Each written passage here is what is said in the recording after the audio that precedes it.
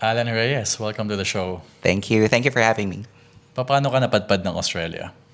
Yung brother ko nagpunta sa New Zealand, doon nag-bridging, and then nagpunta ng Australia. Tapos, in-encourage niya ako for the past 7 years. Tapos ako ayoko talaga kasi masaya ako sa buhay ko sa Pilipinas. So, eventually, sabi niya sa akin, pag di ka pa pumunta, hindi na kita pipilitin after. So, ako, nagpunta naman ako. So, as a student visa.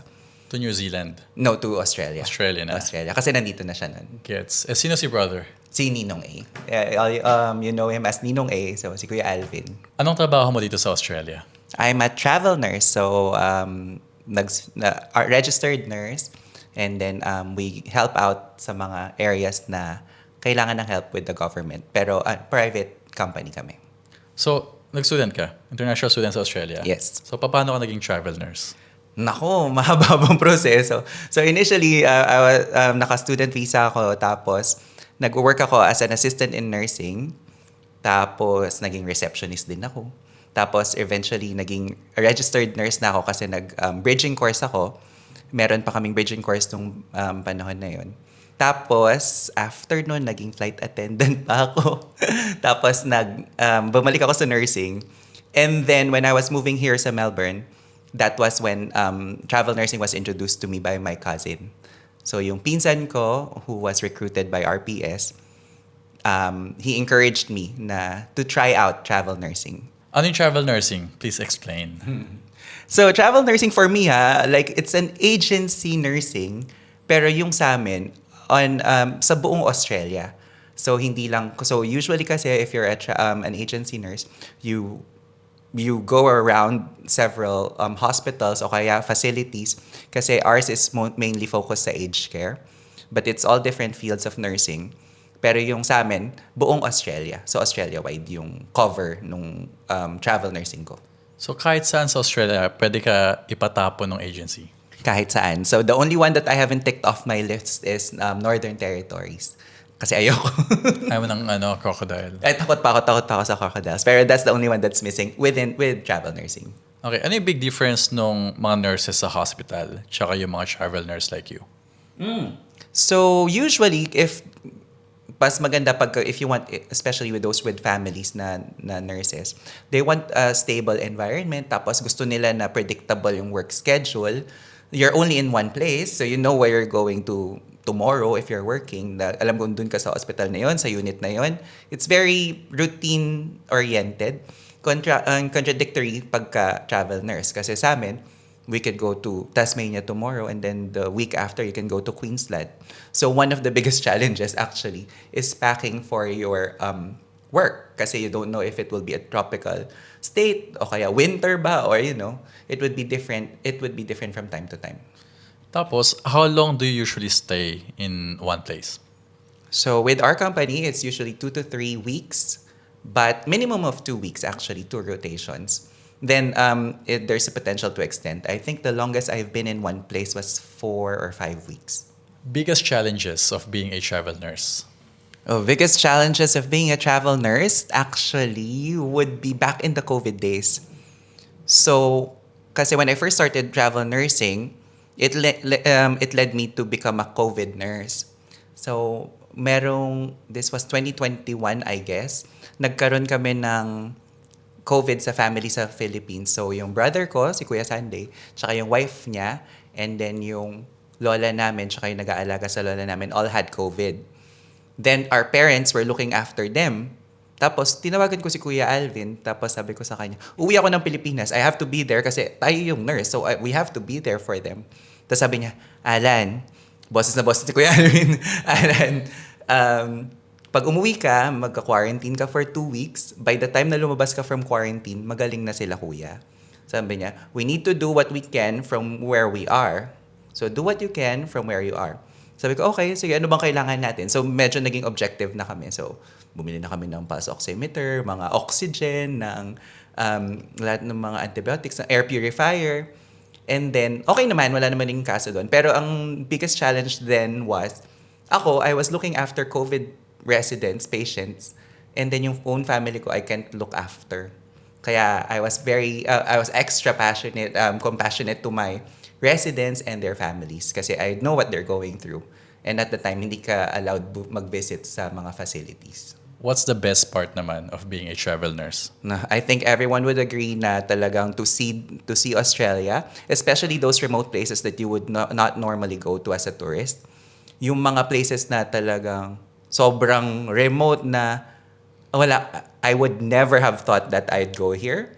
Pero since you're there for work and then on your days off you get to go around and you get to see the place, it's very exciting kasi you get to take those off. I think one of my friends asked me one time, sabi niya, have you been to Ballarat? Tapos parang sabi ko, yes, for work. And very excitedly, na talagang sinabi ko na, yeah, it's maganda doon na talagang I get to explore. Kasi I haven't just seen it, I've actually worked there. So, you get to explore the whole place. So what's your favorite place so far sa lahat ng napuntahan mo? Tasmania, actually. Tasmania kasi it's a bit of everything. Well, not much more of the city life, pero like nature, they have mountains, they have like yung mga beaches. And I got to see the aurora when I was there for work. Wow. Like actually sa work this was just recently nung nagbe-break ako, parang may nag-message sa akin, actually go out. Tapos parang nalulubos ako, tapos nandun nga. So very, very memorable sa akin yun. You get to do that while you're at work. So parang NPA, no permanent address. Yes, so it's practically living out of a suitcase na talagang, I got used to it because I've been doing travel nursing for like almost 4 years now. And wala, sobrang sanay na lang ako na parang, you'll get a call today, you'll fly tomorrow morning. And actually, I can pack my things in 10 minutes all in one bag. And nakabisado na namin yung 23 kilos na allowance. Since you live life out of a suitcase, tama ba? Yes. Live a life out of a suitcase, ano yung top 5 must-have items mo? Hindi pwedeng mawala in your suitcase. Nako, it will be very different from everyone else's. Ako always, so whenever I get a new deployment, o kaya sasabihin sa akin na there's a new place that I'll be going to, I always find out the new, what can I go there? Where can I go there? Sorry. Na parang kung saan ba ako pupunta doon, ano bang makikita doon. Tapos, i-relate ko kung anong outfit yung kailangan ko doon. And, but the basic ones are, of course, especially for work, yung uniform, given na yun eh. But everything else, ako meron akong Apple TV for entertainment. Tapos, meron ako yung weighing scale kasi I don't want to go over because you'll pay extra. Ano pa ba? Like, wala. Yung mga skincare ko, kahit na it takes up most of my suitcase, okay lang ng weight limit. Okay lang kasi it's part of my daily routine. So that's 3 na. Drone. Nag-drone ka, diba? Yes. I bring it with me everywhere kasi you'd never know. You'll go to a remote place and it's really beautiful. Then you get to shoot it as well. Number 5 would be my cooking stuff kasi I still bring it. Not everything, pero like yung basics. So you don't get to, kasi di ba super short lang yung stay namin in one place. So you don't get to buy it every time. So talagang parang may dala ka na rin kitchen. So May sometimes... dalang wok. Hindi. Wala pa naman. But if there are cooking facilities na available, so for example, if it's an Airbnb or like a serviced apartment, then you don't have to buy everything. So like, minsan nag-crave ako ng adobo, so I needed to have bay leaf, toyo, suka, which you can buy, but the bay leaf is harder actually, siguro, I think. Pero yeah, those things, mga kitchen essentials. Magkano naman ang kinikita ng mga travel nurse dito sa Australia? Nako, it varies eh. So, especially during COVID, it was a different time. But I would say around 160 to 200, 210, depending on the demand for nurses at the facility and if they will let you to do overtime. Kasi syempre, they consider fatigue management as well. Magkano yung starting? 160. 160. Starting A yun. year, yes. And then you can go up to As much as you 200. want. Yes. Wow. And as much as they'll let you. But if, siguro, a more concrete example would be an hourly rate.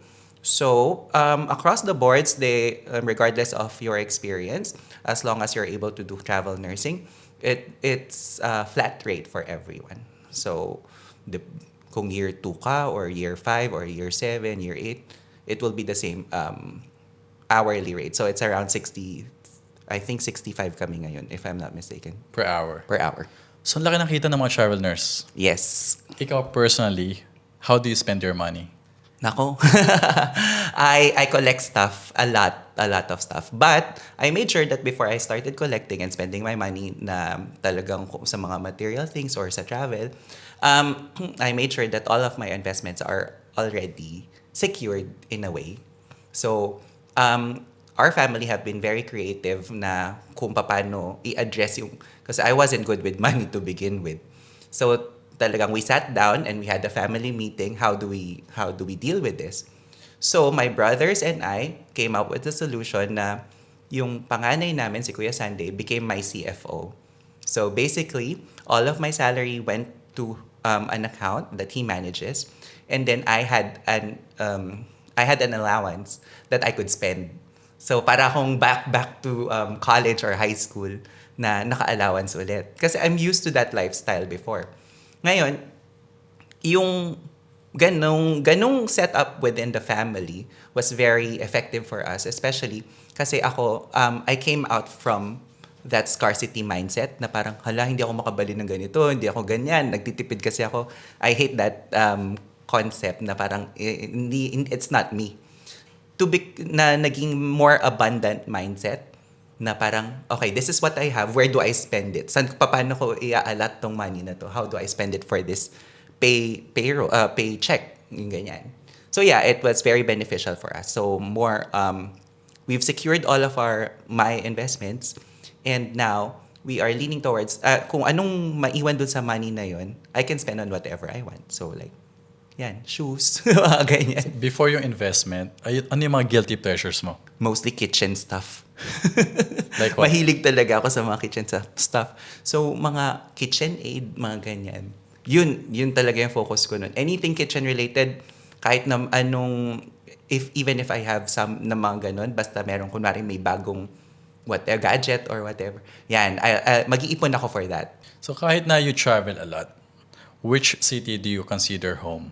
I've always lived in Sydney, but now my address is in Melbourne, and my family's in Melbourne, so I consider Melbourne home now.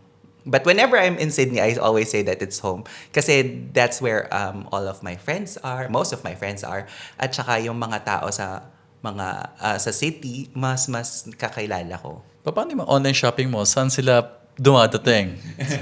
Fortunately enough, yung mga kapatid ko, they're more than happy to receive all of my deliveries. And even before, actually, I've utilized several addresses, especially yung kila Fras, yun yung mga nagagamit ko na address. So, pagka nakikita kami, it's like Christmas Day kasi talagang madaming package. Actually, one time, I asked Fras na mag-pick up sa Australia Post. And we were surprised kasi nakalimutan ko na kung ano in-order ko. Carmat pala. So, sobrang laki. So, pagpunta niya sa Australia Post, nagulat din siya na ganun kalaki yung delivery. Do you think mas madali maging nurse sa Australia than other countries like America, maybe in the UK? I wouldn't know about the UK, pero sa US, kasi syempre, I'm still one of those people that had an American dream before. So, initially, nung college ako, nagpupunta-punta na ako sa US. Nakikita ko na kung ano yung magiging lifestyle ng mga nurses doon. Kasi I have friends who are nurses there at the time. So right after college, I was groomed na magpunta ng Amerika para mag-exam doon to become a nurse there.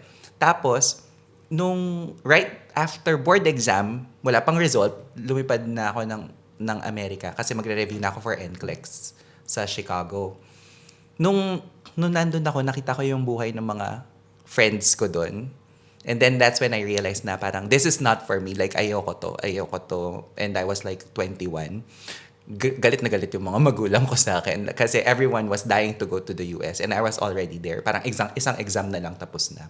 Sabi ko, no, ayoko to. So, umuwi ako to the Philippines. And then that's when I waited until Kuya invited me to come here sa Australia. Ano yung nakita mo na ginagawa nila na naisip mo, this is not for me? It's a very Filipino culture. I'm not judging anyone. Pero like, alam mo yun, young family na magsa-start, double job, tapos may car loan, tapos may home loan, tapos at that time, like, pabaguhan ng coach, mga ganyan, tapos pabaguhan ng coach, palakihan ng TV. Sabi ko, oh my gosh, sabi ko, this is very delikado for me. This is not my scene. Hindi naman ako magpapamilya. So parang I didn't see myself in their shoes. So that's when I found out na ayoko yun. Ano yung pinakamahal na bagay na binili mo for yourself? A bag. Actually, Bags. bag. Anong bags yan? I'm into shoes and bags. Yung Birkin ba yan? Hindi pa. Hindi pa. Okay. Hindi, kasi nag-iipon pa ako. And I was at accumulation phase. So, I'd say yung Fendi Peekaboo na Monster na bag. Magkano yun? Naku, malalaman pa ng mga kapatid ko ngayon. 9,000. 9,000. And magkano yung Birkin na pangarap mo? 30. 30K. Deposit na ng bahay. Oo, actually. Kaya ang pangarap lang siya. Okay. One day. One day. Paano ka nagsimula sa real estate investing? Actually, first lesson ko sa investing was nasa mall kami ni Kuya Alvin, ni Ninong A. And I don't know ba't kami nasa mall. Naglalakad kami sa Bondi Junction sa New South Wales. Napadaan kami ng Le Creuset, yung tindahan ng mga kaldero. So ako, tingin natin kung magkano. Tapos titignan namin, and I was already working as a nurse then. Tapos may decent na salary naman, nakakaipon naman kahit papano. Sabi ko, parang kaya ko naman bumili, I'll buy one. Sabi niya, magkano ba? So tinignan namin, okay naman, kaya naman. Tapos sabi niya, okay, here's a deal. Yung pera mo, i-invest mo for a year, and then after that, kung ano yung gusto mong bilhin, buy everything that you want. So, what do you mean? Sabi niya, yung money mo ngayon will buy your whatever you want in a year's time. Sabi ko, okay, sige, deal. So, hindi na ako bumili. Tapos, after a year, when he moved here sa Melbourne, ni-remind ko siya, sabi ko, yung usapan natin na sa Le Creuset, na shopping spree. Sabi niya, okay, go. Sabi ko, sigurado ka ha, mahal to. Sabi niya, oo naman, go. Then, yeah, so that started my Le Creuset collection. So, actually, very happy ako nun kasi naka-push cart ako nung lumabas ng store. So, medyo intense yung shopping ko nun. Pero, ang very important na lesson nun was delayed gratification. Kasi it was really hard for me na mag-delay. Non-existent yung delayed gratification sa akin back then. But then, he was able to teach me that early on. So, hindi mo talaga intention mag-start na maging real estate investor. Gusto mong bilhin yung kitchen equipment na yun? Kaserola. Actually. Kaserola. Magkano yung kaserola? I think 850 or something Wow. around that range. Ano yung gawa sa ginto?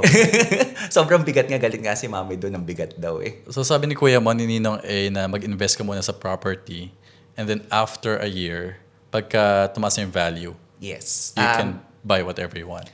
The important lesson there is make sure that your investment, especially like for example your portfolio, your investment properties, would buy your luho for you instead of you utilizing your hard-earned hourly sweldo. Sabi ko, oo nga, mas masarap sa feeling yung gastusin mo yung passive income versus your hourly rate na pinaghirapan mo by the hour. Sabi ng iba, swerte ka lang daw kasi kapatid mo si Ninong A. Ano masasabi mo dun? The number of times I've heard this, grabe. Early on, when I was starting my nursing career even, nung naging PR pa lang ako, maswerte ka lang kasi kapatid mo si Kuya Alvin. Ang sagot ko naman always is standard. Sabi ko, talaga, I'm extremely lucky na kapatid ko si Kuya. And I have not just one but two of them. I have two brothers. Talagang sobrang swerte ko kasi yung guidance nandun. So, if you're looking for a mentor and you go to Kuya Alvin, imagine for me, he's my well-rounded mentor. So it's not just in terms of like property investing, nursing career, everything like in life talaga. Like I look up to him. Kailan mo nalaman na yung kuya mo, si Ninong A, is a successful real estate investor? Not recently ha. This was early on. So the first time I came here to Australia back in 2015. So usual day one ng mga OFW, I guess, na pupunta ng bangko, kukuha ng cellphone para may phone number. So we went to the bank day one ng mga around 7, 8 o'clock ng umaga. And we were just outside kasi maaga pa naman, so nagkakwentuhan lang kami. Maya-maya lumabas yung bank manager. Tapos para, what are you doing here? Ganyan-ganyan. Tapos sabi lang ni Kuya, yeah, kasi my brother just came from the Philippines. We're gonna open an account for him. Sabi niya, is that so? Okay. And then pinapasok na kami. Nang ganun kaaga, like 7, 7:30. Tapos parang ako, Di ba sa Philippines lang nangyayari yung ganun na may VIP treatment ka sa mga banks pagkakilala mo, if you have a really good relationship with the banks. So I asked the manager, sabi ko, how come you opened early for us? And sabi niya, no, your brother is a good client of ours. So at the time he didn't have as much na properties, but they know that he's a good client. So doon ako na-impress na he can do that here in Australia. And that was very, very early on nung pagdating ko pa lang. So, hindi pa nagbubukas officially yung bangko. Pabukas pa lang, but they opened the doors, they welcomed you. Kasi Ninong A They know is a him. good client. Yeah, sabi ko nga kay Kuya, grabe, people would go to make you comfortable or to accommodate you. They would really bend over backwards for you kasi you're a good client and they know that. Siyempre, they know his portfolio and his paying history or whatever, or that he's a good investor. But if you see Kuya, talagang sobrang simple lang na, alam mo, I think back then he only had 2 pairs of shoes, isang pang work tsaka isang pang labas. Yung gano'n, na very simple lang. Opposite ko. Filipino nurses in Australia, bakit mahalaga mag-invest sa real estate? I think I speak for everyone na talagang we're not here to work forever until we're like 72. Ngayon, Kuya, sabi niya, pag mga Pilipino, we came here for a dream na maging komportable yung buhay, maging masaya yung to provide for our families. Ngayon, why not make it while you're working, you're also investing? Like, you should be doing it together. Kasi you won't be working forever. Hindi naman, like, sabi nga niya, if you interview people who are working as nurses until they're like 60s, I doubt that they're very happy that they're still working. And if they had an option to retire early, they would. So it has been at his advocacy to help Filipino nurses to retire early where he could. Biggest lesson you learned as a real estate investor? Biggest lesson, well, actually, lesson that I didn't experience personally, but I learned just the same, is to always ask. Kasi sabi nung isang friend ko, when she came to me, sabi niya, kasi nahihiya ako magtanong kay Kuya Alvin. Sabi ko, so, nahihiya ka magtanong kay Kuya, that's why you lost $10,000. Kasi parang may maling nangyari, or I think it had something to do with the deposit or parang ganyan. Dahil nahihiya ka, it cost you $10,000.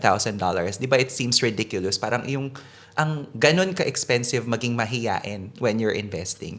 So always ask kasi people usually are happy to share their experiences, especially in investing, na parang, okay, so ganito yung nangyari sa akin, so maybe wag mo nang gawin yan para don't commit the same mistakes. So yeah, it will save you time and money. Walang bayad magtanong, di ba? Walang bayad magtanong unless they tell you to. they tell you to pay na magbayad ka before ka magtanong. But it's always free nga na magtanong. And what's the worst thing that could happen? They could say no or they don't know. Yeah, but if you don't ask, the answer is always no. Yes. Ano yung biggest achievement mo in life so far? Biggest achievement in life so far? You know what? Yung to be able to spoil your parents. Yung small things and big things, oh my gosh, it's really rewarding. So, sometimes kasi syempre yung parents ko very simple lang. So, pag pupunta ka sa mall, magtitingin ng presyo, yung mga, syempre Pilipino na ganyan. Mahal naman ito, ganyan-ganyan. Sabi ko, okay lang yan. Kung gusto mo, kung kasya, go, bilhin mo. Pero, we didn't grow up that way eh. So, very, kung ano lang kailangan, kung anong kailangan bilhin, kung anong kayang bilhin, very important. So, ngayon na we're in a stage in our lives na we are able to spoil our parents, all 3 of us, sobrang happy kami doon. Like, I think my parents are proud that we're able to do that for them. Best feeling, di ba? Na yung bata ka, pinag-iipunan ng parents mo yung gusto mo. Pero ngayon, when you go out to the shops, mapili ka. Yes. Anything. Totoo. Sobrang, actually, yung yung ginagawa namin ng mga parents ko, so meron silang Apple Watch para makakount yung steps nila. Ako naman, ang gusto ko doon sa Apple Watch kasi may ECG. So kung may heart problem ka, it will tell you. And it will tell you to go to the hospital, mga ganyan. So parang ako, peace of mind lang na pag hindi ko sila kasama, at least may ganong feature. Parang linuloko ko lang din yung sarili ko. Pero at least it's there, di ba? Ngayon, I've put them up, nag-create kami ng challenge with them. Sabi ko, okay, every time na makaka 7,000 steps ka per day, bibigyan ko kayo ng $30. Ganun kasimple. Sabi niya, sigurado ka ba? Sabi ko, oo naman. So both of them, they're trying to achieve that 7,000 steps per day. So, kunwari, when they achieve that, they will say, oh, yeah, nagastusan ka na naman ng $30 kasi na-achieve ko yung 7,000. But little do they know that I'm investing in their health. Kasi more than the $30, it's their health that I'm looking after. Kasi ngayon, very enthusiastic sila na maglakad to reach that goal. And I think it's more rewarding if you have healthy parents na instead na laging mong dinadala sa ospital, o yung laging ayaw maglakad, ayaw kumilos. So, yeah. True. Pwede sumali. Of course. Sa 30, ikaw 70,000 steps daw. Kasi Pero ano 7,000. age appropriate eh. Diba? 70K steps, 7,000. Oh my gosh, grabe. Why is it important to have an investing mentor? Like yung kuya mo, si Ninong A. Nako, having a mentor in any field for that matter, it saves you time and money. Kasi, kunwari, may nakausap ka lang, nagkape lang kayo, tapos bilang sinabi niya, oo, kasi ganito yung nangyari sa akin. And you're about to commit the same mistake. Would you still do it? Even if you're thinking about doing it, at the back of your head, very informed decision na yung magagawin mo na parang, oo nga no, kasi it happened to him na. So, siguro pag ginawa ko to, more cautious, or if you want, don't do it altogether. And then, just by skipping that mistake or would-be mistake, it saves you time and money. And I think it's very important, those two factors, in your investment journey. It will be quicker, it will be smoother, at saka hindi ka madidisheartened na, hala, naloko ko, o kaya nagkamali ako, ayaw ko na mag-invest, magwawaldas na lang ako, parang ganun. So I think it's very beneficial to have a mentor, to have that direction, at saka guidance. Successful travel nurse ka and also a real estate investor. How do you pay it forward? Paying it forward, well, two things. So, in the Philippines, nag-help kami sa aged care din sa Philippines. Tahanan ng Mapagpala in Immaculada Conception. It's in Bulacan. So, my parents are very active with that, with our friend na priest. Tapos, initially kasi I wanted to help here sa Australia. Tapos parang ako, sabi ko, I think it's better if I reach out sa Filipino community kasi I think they need help more than here, di ba? Tapos, also, when in terms of like investing, how I pay it forward, I make sure that my brother is accessible to anyone who needs them. So, for example, I have friends who are starting to invest. So, parang sabi, oh, we're looking into buying in a unit or a property in New South Wales. So, sabi ko, magkano? Ganyan. So, parang, sabi niya, what do you think? Like, wala naman akong property sa New South Wales. Sabi ko, nako, hindi ko rin alam. But what I can do for you is for you to speak with my brother. Kasi he knows the property in New South Wales, at saka sa Melbourne or wherever. Then he will be able to tell you kung if it's a good thing, or you can have an insight of what he thinks. And then actually it all started with one mentee, which is I'm really good friends with, who is Fraz, nung nagtanong siya sa akin before. And then that started his investing journey as well. Kasi when we look back into it, sabi nga niya, kung natuloy siya dun sa first property na yon, it would take years for him to correct that mistake instead of like being smooth and talagang mas mabilis yung pag-invest. So in your group of friends, nasa ilan na yung natulungan mo to start their investing journey? Ay, now, Roughly? I'd say like 15. 15 friends. 15 individuals. 15 couples and individuals that have joined. So basically, what we say is if you wanna, because most of my friends are nurses, so parang pag gusto mo mapabilis yung investing journey mo, why don't you join our company para tumaas yung serviceability mo, ganyan. Yung parang initially parang, it's too good to be true na mangyayari yung ganito. Pero yeah, it happens kasi if you share what you have with other people, especially yung knowledge or yung experience, especially yung kay Kuya Alvin na I'm helping them to meet or to connect. Yeah, it's very rewarding in a way. Kasi sabi ko nga, you'd want to be in the same circle that all wants to retire early. Kasi otherwise, pag nag-retire ka ng maaga, lahat ng kasama mo sa cruise, lahat ng kasama mo sa bakasyon, lahat, they're older na. Kasi they're the ones who have time and who can afford it. So you want to change that demographic for all of you to be retiring early. So at least pag nagbakasyon ka, may kasama ko, oh, nandito ako sa Spain, gusto mo bang sumama or whatever. So they're free and they can afford it as well. As a travel nurse and property investor, ilan yung real estate investment mo so far? I have 4, and then we have a couple in Super, which is self-managed. And how long did it take you to acquire all the property? I'd say 4 or 5 years. So average one property per year. Kind of, yes. Then, kasi I've been with my company for almost 4 years. So, yeah, maybe 4 years. And ano yung goal mo? How many properties? I think we've reached our goal at the moment. Kasi we're at the point na parang pwede na akong mag-splurge. So, for example, nung March, nag-announce ng residency si Mariah sa Las Vegas for my birthday week. So, parang pupunta ako dyan. I don't care kung paano. Wala pa akong passport at the time. Wala akong leave. Hindi ko alam kung anong mangyayari at the time. Pero I made sure na naandun ako. So, yun. I'm at that point in my life na parang I can do the things that I want now. So, Thanks to yeah. property investing. Thanks to property investment. And travel nursing. Yes, very much. And to my brother. Kasi kung nauna yung luho, nauna yung travel, don't get me wrong, while I was doing travel nursing, I didn't go out of the country for 3-4 years. So talagang we had to focus on where to spend on how to save and how to make sure that our investments are secured. And so especially kung nauna yung luho, baka ngayon I'd say with my income, I'd have maybe 1 or 2 max. Bakit mo inuna yung investment property instead of buying your dream house? So sa dream house kasi, we all have that house pride as Filipinos that we were growing up in the Philippines na kailangan bahay mo, bahay ko to, pwede kong magpako sa pader or something.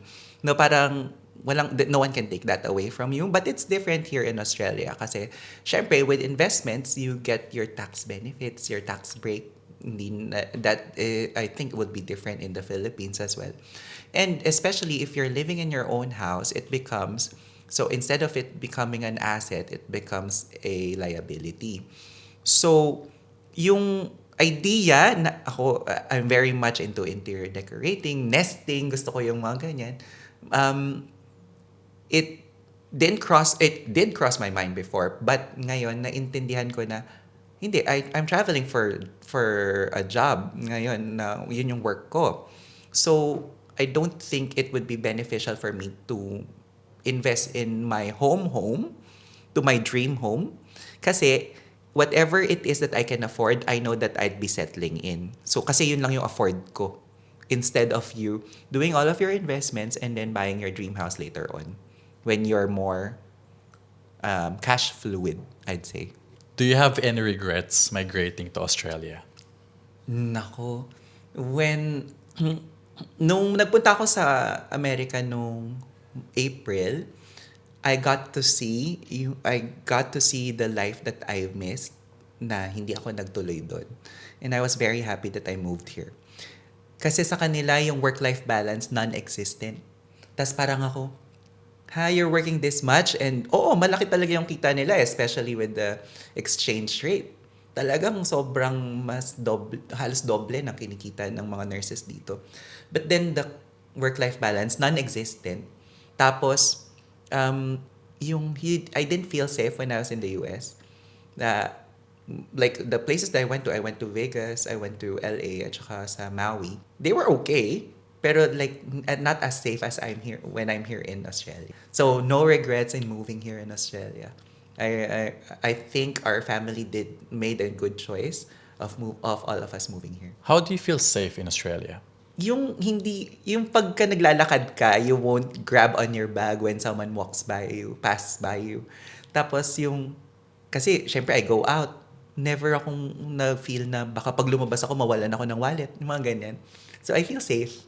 Even if you're commuting or naglalakad ka or ganyan. Another thing to sa safety kasi, so, I remember nung nasa Vegas ako, may nag-cut ng line sa akin. So usually, kapag nandito ka, tapos pare-pareho naman tayong tourist dito, sabihin mo na, excuse me, bakit? You'll stand up for yourself. Pero there, I felt na parang, hala, baka pag sinita ko to, barilin ako. Yung ganun talaga yung feeling. So I just let it go na parang, okay lang. So that's another thing that I would never feel here in Australia. Walang guns. Walang guns. Walang sasaksak Violence, sa'yo. I suppose. Yes. Yeah. And for me then, I never experienced na madukutan. Hindi ako, parang no one harassed me on the streets. So, completely agree with you. Exactly. What's your advice to travel nurses who want to be successful? Travel nursing is not for everyone. Sobrang, I have friends who are from different walks of life. Newly married, bagong panganak, single, may jowa. So, all walks of life, diba? And somehow it worked for them. But what I always tell them is you have to try.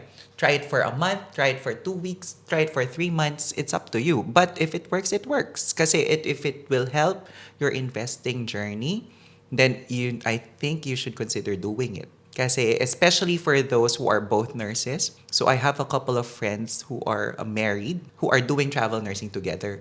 So sabi ko, parang ano yun? Parang win-win situation. Unang-una, doble yung sweldo nyo. Pangalawa, you get to see Australia. So para kayo nagbabakasyon. So sobrang, if it works, it works. Pero it's not for everyone. Just for transparency, magkano usually yung kinikita ng travel nurses compared to mga resident nurses sa hospital? Compared to what I was doing before, and I was doing flight attendant and then casual nurse, at least doble ng income ko. Which is how much? Around, 162, depende kasi nga. So, 160 to 200. Yung travel nurse. Travel And then nurse. pag resident nurse ka sa hospital, Hindi na ako masyadong, depende kasi sa year level yon, but I'd say a range would be like 90 to 130 to CNS level. what's your advice sa mga nurses na gusto mag-start ng real estate investing? Know your why. Look for a mentor. Very important yun. Pero once you start investing kasi, I think you should be less emotional in terms of like you living in that house. It's different if you're buying your property that you want to live in. You'd want to upgrade. You'd want a perfect location. You'd want everything. Syempre, kailangan perfect kasi ikaw yung titira, di ba? But if it's an investment property, you need to have a checklist of that it ticks off all the boxes for your ideal renters. Kasi you have to think na hindi naman ikaw yung titira dun eh. So you're doing it for some other young families, ideally young couples o kaya double income na nurses, mga ganyan na they would be staying in your property and take care of your property as they look for their own or grow as a family as well. Ano ang isang bagay na makakapagpabalik sa'yo sa Pilipinas? Isang bagay, this is actually never gonna happen. But when my parents say na bumalik ako sa Pilipinas, I do that. But in saying that, sila yung very happy nung umalis ako. Kasi it was a very long time coming na bago ako pumunta ng Australia. So when I actually got my student visa, nasa Hong Kong ako noon, papunta akong airport, pauwi ng Pilipinas. On the way to the airport, sinabi ko na dumating na yung visa ko. By the time na mag-land ako, may ticket na ako papunta ng Australia. They were very excited for me to go. Saan mo gusto mag-retire? Sa Pilipinas or sa Australia? Mag-retire, I'd say sa Pilipinas. Kasi, syempre, beach, yung mga ganyan. Are we talking about early retirement though? Or like when we're old na? How old are you? Oh my gosh, I'm 38. And kailan mo gusto mag-retire? As in, hindi ka na mag-work? Nako, that would be really tough kasi I enjoy working sa job ko ngayon. I'd say in the next 5 years. But, Kuya, to be fair with Kuya, kasi he retired when he was 39 and our goal is for me to retire earlier than him. Which is 38. 38. Mm-hmm. So 37 ka na. 38. 38 ka na ngayon. Mm-hmm. So, retire ka na dapat pala. Well, Kuya said that if I wanted to, I could. Kaya na ba? Kaya na. Wow. Kaya na. But hindi ako bibitaw sa work ko. I love what I'm doing. And I really enjoy kasi with the many recruits that I have sa work namin, it's very seldom that I go to a deployment that I'm not friends with. So it's always with a friend na recruit ko. So, ulit yung tanong, kung mag-retire ka na bukas, Pilipinas or Australia? I'd say Pilipinas. Kasi mahilig talaga ako sa beaches eh. And the beaches here doesn't compare to, they don't compare to the Philippines. Mas masaya pa rin yung lifestyle sa Philippines. Although, in saying that, I wouldn't stay in Manila. So it has to be like a province o basta beachy location. Palawan actually. So, masarap lang mag-invest, mag-ipon, kumita sa Australia. But, kung retirement, sa Pilipinas ka? Yes. Kasi, we don't have this opportunity sa Philippines na mag-i-invest ka, you'll get a tax break from the government, and then you get... so basically, because you're providing a service that the government should be providing, that's why you're getting a tax benefit from what you're doing, investing. Wala tayong ganun sa Pilipinas. Not that I know of anyway. Not that I invest in the Philippines. Pero, it's hard, nakakagaan sa loob na isipin na, well, you're here to work, you're here to, magpayaman, pero when you're ready, you can go back to the Philippines. Pero syempre, wala pa rin tatalo sa healthcare ng Australia. Ikaw, where do you want to retire? Philippines. Philippines din. Yeah, Philippines. Or 50-50, kung possible. Saan? Sa mansion na pinagawa mo sa Pilipinas? O sa probinsya? Or saan? I love Valenzuela kasi doon ako lumaki. Fatima. Yeah. So, alam mo yun, and then recently bought a property sa Pampanga, but that's for investment, for a resort. But, I saw that. Grabe, ang ganda. Yeah, exciting. Pero yeah, retire, kung mamimili lang ako isa, I would say choose Philippines. Kasi iba, for me, iba yung nandun ka in your home country. And Ang sarap hindi mag-English. yeah, and hopefully by that time, I have enough money, savings, or passive income na kahit magkasakit ako doon, I can, pay for it. Exactly. Or maybe go to another country and get treated kung hindi available yung technology sa Philippines. But, yeah, iba kasi yung doon yung feel. street food. Ay, exactly. Yung street food doon, yung may konting alikabok. So, mas masarap siya kaysa nandito sa Australia. Ito. Yeah. Favorite question ng lahat, kung bibigyan kita ng 10 milyong piso to move back to the Philippines for good ngayon na, will you take it? 10 million pesos. Di mo man lang gawing $10 million. Ang hina ko naman sa'yo. 10 million pesos. Ilang budget ko? 10 million pesos. Pesos. Well, it depends kung nasan yung parents ko ha. Kasi pag umuwi naman ako, tas nandito yung mga magulang ko, parang it doesn't make sense. But to answer your question, siguro 10 million in the Philippines, as long as my parents are there, I'd do that. Kasi I think we're at that point in our lives na parang we want to spend time with our family. Not thinking about investments and all that ha. And healthcare but to be able to spend that in the Philippines in 10 million compared to what's 10 million in Australian? About 250? So 250 here and then versus 10 million there. I think yung 10 million mo mas maraming mararating sa Philippines, not thinking of your investment or your other gastos. Bawal mo dalhin yung investment mo dito. Oh my gosh, ang hirap naman yan. Yeah, siguro dito ko nandito yung pagulang ko. Yun na lang gagamitin ko. Nandito kasi sila mami tsaka daddy. Okay. So dito? Hindi mo natanggapin? Hindi. Dito na lang. I think I'm okay na. Yeah. Hindi nila ako bibili ng Birkin. Alan Reyes, thank you for being on the show. Thank you. Thank you for having me.